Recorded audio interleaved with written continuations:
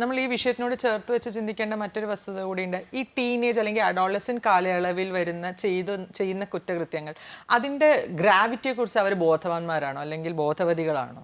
ഒരിക്കലും അല്ല. അവർ ആ സമയത്ത് അത് മനസ്സിലാക്കുന്നില്ല. അതിനകത്ത് മെയിനായിട്ട് ചെയ്യേണ്ടതെന്ന് വെച്ച് കഴിഞ്ഞാൽ പേരൻസും കുട്ടികളും തമ്മിലുള്ള അടുപ്പം, എന്ത് കാര്യമുണ്ടെങ്കിൽ ഓപ്പൺ ആയിട്ട് അവർക്ക് സംസാരിക്കാനുള്ളൊരു ഓപ്പർച്യൂണിറ്റി കൊടുക്കുക. നമ്മുടെ പേരൻസ് എന്താ ചെയ്യണത്? വീട്ടിൽ തന്നെ ഒരു ഡെമോക്രാറ്റിക് അറേഞ്ച്മെന്റ് ഉണ്ടാവുക. എന്തെങ്കിലും തെറ്റാ ചെയ്തെങ്കിൽ അപ്പം വഴക്ക്, അടി, നീ മോശമാണ് എന്നുള്ളൊരു ഫീലിംഗ് ആണ് കുട്ടികൾക്ക് കൊടുക്കുന്നത്. അതല്ലാതെ അവരെ ആശ്വസിപ്പിച്ച് നീ ചെയ്തത് ഇങ്ങനെയാണ് ചെയ്യേണ്ടത് എന്ന് പോസിറ്റീവായിട്ട് പറഞ്ഞു കൊടുക്കുവാണെങ്കിൽ കൂടുതൽ ഇവരെ, അതുപോലെ കുട്ടികൾ കൂട്ടുകാരുമായിട്ട് ഷെയർ ചെയ്യുന്നതിനേക്കാട്ടിലും കൂടുതൽ പേരൻസുമായിട്ട് ഷെയർ ചെയ്യാൻ അവരെ ട്രെയിൻ ചെയ്യണം ചെറുപ്പകാലം മുതലേ. നമ്മൾ അവരുടെ ഫ്രണ്ടായിട്ട് സുഹൃത്തുക്കളായിരിക്കണം എന്ന നിലയിൽ പോകണം അച്ഛനും അമ്മയും. അതൊക്കെയാണ് ഈ ടീനേജ് ചെയ്യുന്ന കാര്യങ്ങളൊക്കെ പെട്ടെന്നുള്ളൊരു എമോഷണൽ ചെയ്യുന്നതാണ്. പിന്നീടാണ് അത് കുറച്ചുകൂടെ പ്രായം ചെല്ലുമ്പോഴാണ് അന്ന് ഞാൻ ചെയ്ത് തെറ്റായിരുന്നല്ലോ എന്ന് റിയലൈസ് ചെയ്യുന്നത്.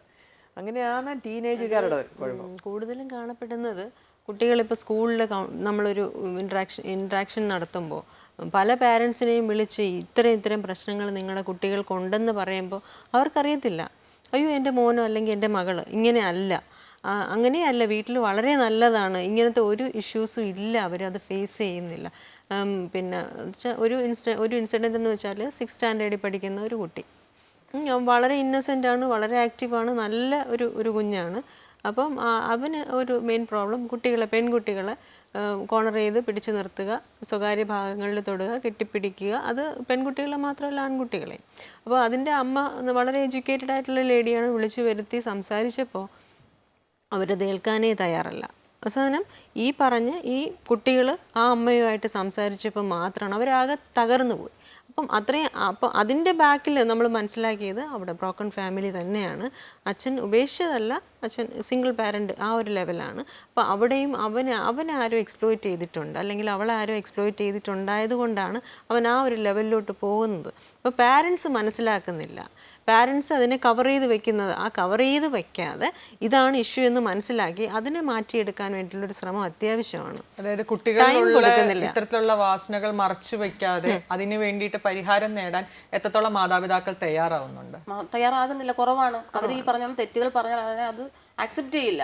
എൻ്റെ മകൻ അങ്ങനെ ചെയ്യില്ല, എൻ്റെ മകൾ അത് ചെയ്യില്ല എന്ന് വിശ്വസിക്കുന്നവരാണ് കൂടുതൽ. ഇപ്പോൾ അച്ഛനും അമ്മയും ജോലിക്കാരാണ്, മക്കളോട് ചിലവഴിക്കാനുള്ള സമയം കുറവാണ്. എന്നാൽ കിട്ടുന്ന സമയം കൂടി അവർ വേണ്ടത്ര കുട്ടികളോട് ചിലവഴിക്കുന്നില്ല.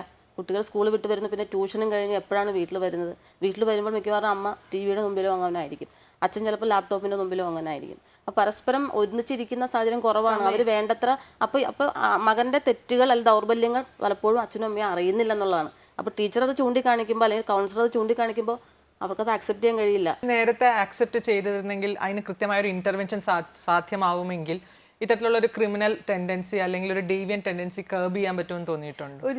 ഡെഫിനറ്റ്ലി ക്രിമിനൽ ടെൻഡൻസി മാറ്റിയെടുക്കാൻ കുടുംബത്തിൽ തന്നെ പറ്റും. അതുപോലാണ്ട് കുടുംബത്തിൽ ഇപ്പോൾ അച്ഛനും അമ്മയും ജോലിക്ക് പോകുന്നവരായിരിക്കുമല്ലോ മിക്കവാറും ഒക്കെ കുടുംബം. അപ്പോൾ അങ്ങനെയുള്ള സാഹചര്യങ്ങളിൽ നമുക്ക് കുട്ടികളെ മുഴുവൻ പഠിക്കാൻ പറ്റിയില്ലെങ്കിലും ഒരു വിടുന്ന വിദ്യാഭ്യാസ സ്ഥാപനങ്ങളിൽ നല്ല പ്രോപ്പറായിട്ടുള്ള കൗൺസിലിങ് അവർക്ക് തുറന്നു പറയത്തക്ക വിധത്തിലൊരു സാഹചര്യം വിദ്യാഭ്യാസ സ്ഥാപനങ്ങളിൽ ഉണ്ടാക്കി കൊടുത്തു കഴിഞ്ഞാൽ അതും അവരെ ഒരുപാട് രക്ഷിക്കും. അതുകൊണ്ട് വിദ്യാഭ്യാസ സ്ഥാപനങ്ങളിലും വീടുകളിലും ആവശ്യമാണ്. ഈ കൗൺസിലറും മാതാപിതാക്കളും തമ്മിൽ ഒരു കമ്മ്യൂണിക്കേഷൻ വേണം, എന്നാലേ പരസ്പരം ഒരു അത് പേരിന് മാത്രം പോരാ, ജെന്യുവിൻ ആയിരിക്കണം. ഇപ്പൊ എല്ലാം ഒരു തട്ടിക്കൂട്ട് സ്ഥാപനമാണ് എല്ലായിടത്തും കാണുന്നത്. കൗൺസിലറൊക്കെ എല്ലാ സ്കൂളിലും ഇപ്പോൾ ഉണ്ട്, എല്ലാ സ്കൂളിലും കൗൺസിലർ ഉണ്ട്. പക്ഷെ അത് എത്രത്തോളം എഫക്റ്റീവായിട്ടുള്ള കൗൺസിലിംഗ് വേണം, മോണിറ്റർ ചെയ്യണം. താല്പര്യപ്പെടാത്ത ആൾക്കാർ ഒരുപാട് പേരുണ്ട്. കമ്പൽസറി വേണം. മാഡം പറഞ്ഞ മോണിറ്ററിംഗ് വളരെ അത്യാവശ്യമാണ്. ഒരു മീറ്റിംഗ് കഴിഞ്ഞ് മാറ്റി നിർത്താതെ കൃത്യമായ പീരീഡിൽ ഇന്റർവെൻഷനും മോണിറ്ററിംഗും അത്യാവശ്യമാണ്. തീർച്ചയായിട്ടും കൊടുക്കണം. എല്ലാ സ്കൂളിലും അത് വേണം. ഗവൺമെന്റ് സ്കൂൾ മാത്രം പോരാ, പ്രൈവറ്റ് അങ്ങനെ ഉണ്ടെങ്കിൽ മാത്രമേ വിദ്യാഭ്യാസ സ്ഥാപനം റൺ ചെയ്യാൻ സമ്മതിക്കാവൂ എന്നുള്ള അവസ്ഥ. അവയർനെസ് കൊടുക്കണം, പബ്ലിക്കിന് ഒരു അവയർനെസ് കൊടുക്കണം. ഇങ്ങനെയുള്ള കാര്യങ്ങൾ ചെയ്യുന്നത് നിങ്ങളുടെ കുഞ്ഞിന് അല്ലെങ്കിൽ നിങ്ങളുടെ സമൂഹത്തിന്, കുടുംബത്തിന് നല്ലതാണ് എന്നുള്ളൊരു അവയർനെസ് കൊടുക്കണം. അല്ലാതെ ഇതൊരു ടാബൂഡ് ആയിട്ടുള്ള ഒരു വേർഡായിട്ട് ഒരു കൗൺസിലറെ കാണുന്ന അല്ലെങ്കിൽ ഒരു കൗൺസിലിങ്ങിന് പോകുന്നത് മെന്റലി ഡിസ്റ്റർബ്ഡ് അല്ലെങ്കിൽ ആയിട്ടുള്ള ആൾക്കാരാണ് എന്നുള്ളൊരു ഇത് നോഷൻ മാറ്റിയിട്ട് അപ്പോൾ അത് ഗവൺമെൻറ്റും നമ്മുടെ സ്റ്റേറ്റും ഒക്കെ അതിനിറങ്ങിയാൽ മാത്രമേ ഇത്തരം കാര്യങ്ങളിൽ ഒരു മാറ്റം ഉണ്ടാകത്തുള്ളൂ. പിന്നെ ഇറസ്പെക്റ്റീവ് ഓഫ് റിലീജിയൻ ഞാൻ പറയുന്നത് ഞങ്ങളുടെയൊക്കെ സ്ഥാപനത്തിൽ റിലീജിയനിൽ എന്താ പഠിപ്പിക്കണത്? അപ്പം ഈ കുറേ ബൈബിളിൽ അത് ഇതുമെല്ലാം എഴുതി വെച്ചിട്ടുണ്ട്. വ്യഭിചാരം പാവമാണ്, അത് പാവമാണ്, ഇത് പാവമാണെന്നെല്ലാം എഴുതി വെച്ചിട്ടുണ്ട്. അതുപോലെ irrespective of religion common classes കൊടുക്കണം.